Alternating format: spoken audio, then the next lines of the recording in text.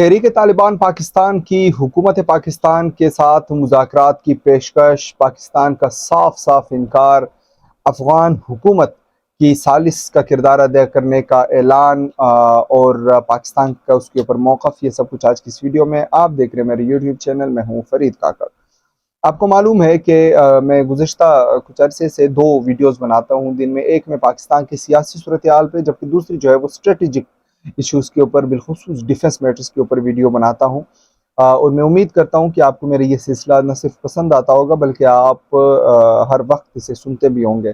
جن دوستوں نے ہمارے یوٹیوب چینل کو سبسکرائب نہیں کیا ان سے گزارش ہے کہ ہمارے یوٹیوب چینل کو سبسکرائب کریں، اس ویڈیو کو زیادہ سے زیادہ شیئر کریں اور اپنی رائے دینے کے لیے اپنی رائے کا اظہار کرنے کے لیے کمنٹ بھی ضرور کیجیے۔ آپ کو معلوم ہے کہ افغان طالبان جس کے ساتھ عمران خان کے دور میں فیض حمید صاحب نے مذاکرات کیے اور کچھ لوگوں کو دوبارہ سے جو ہے جگہ دی گئی، قیدیوں کو رہا کیا گیا افغان گورنمنٹ کی جانب سے، وہ نہ صرف رہا ہوئے بلکہ آتے وقت ان کو مٹائی میں امریکن اسلحہ بھی ملا۔ وہ امریکن اسلحہ جو امریکن یہاں سے چھوڑ کے گئے تھے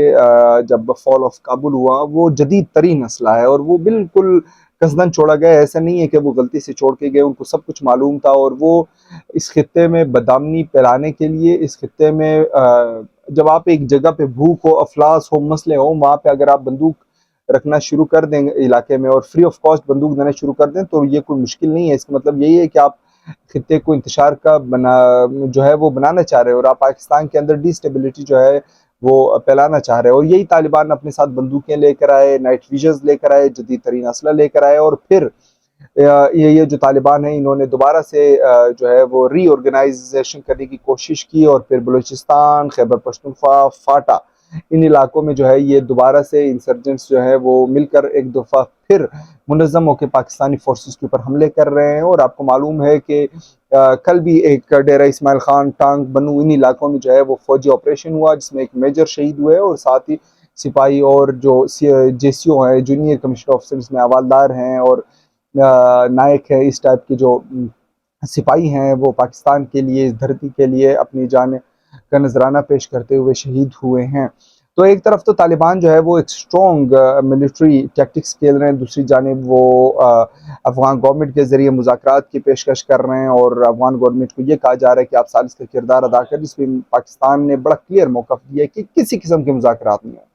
ہم نے پہلے بھی 80,000 جانوں کی قربانی دی ہے اور اب بھی ہم تیار ہیں، جب بھی اس وطن کو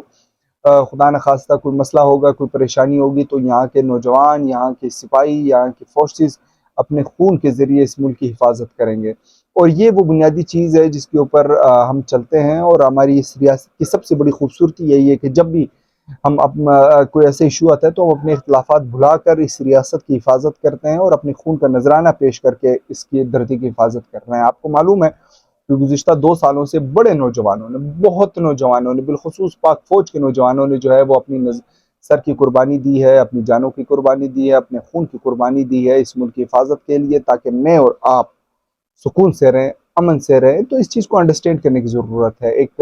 بڑے منظم طریقے سے اس ملک میں انتشار پھیلایا جا رہا ہے، سوشل میڈیا کے ذریعے فوج کو ٹارگٹ کیا جا رہا ہے کہ ان کے خلاف ان کے حوصلے جو ہے وہ کم کر دیے جائیں۔ کیا آپ سمجھتے ہیں کہ بطور پاکستانی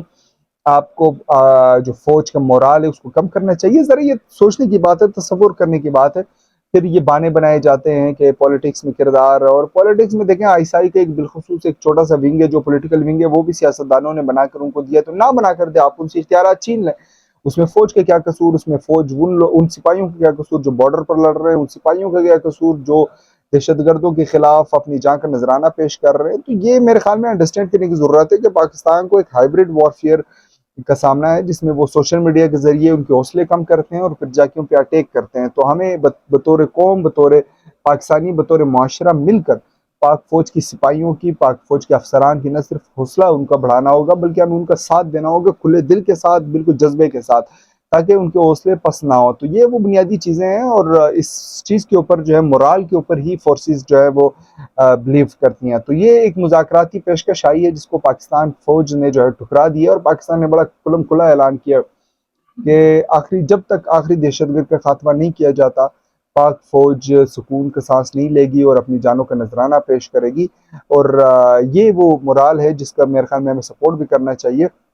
تو آئیں، یہ جو فوج کے خلاف پروپیگنڈا چل رہا ہے، یہ جو فورسز کے خلاف ایک منظم سازش کے تحت پروپیگنڈا چلایا جا رہا ہے، اس کا نہ صرف ان کی روک تھام کرے بلکہ ان کو جواب دینے کے لیے اپنا اپنا کردار ادا کرے۔ میں تو جواب دینے کے لیے کردار ادا کر رہا ہوں۔ کیا آپ اس ویڈیو کو شیئر کر کے، ہماری یوٹیوب چینل کو سبسکرائب کر کے ان ٹیررسٹ کو اور وہ ملک دشمن عناصر کو جواب دیں گے؟ کیونکہ میری کوشش ہے کہ ان کے پروپیگنڈے کا خاتمہ کروں، اور میں ڈالرز کے لیے نہیں بلکہ اپنی قوم کے لیے، اپنی ریاست کے لیے اور اپنے نوجوانوں کے لیے اور اپنی پاک فوج کے سپاہیوں کے لیے اپنی طرز سے لڑنے کی کوشش کر رہا ہوں۔ میں امید کرتا ہوں کہ اس لڑائی میں آپ میرے ساتھ دیں گے۔ اگر آپ میرے ساتھ دیں گے تو آپ نے یوٹیوب چینل کو سبسکرائب کرنا ہے، اس ویڈیو کو زیادہ سے زیادہ شیئر کرنا ہے اور اپنی رائے دینے کے لیے کمنٹ بھی ضرور کرنے ہیں۔ انشاءاللہ آپ سے ملاقات ہوگی نیکسٹ ویڈیو میں، تب تک کے لیے اجازت دیجیے۔ اللہ حافظ۔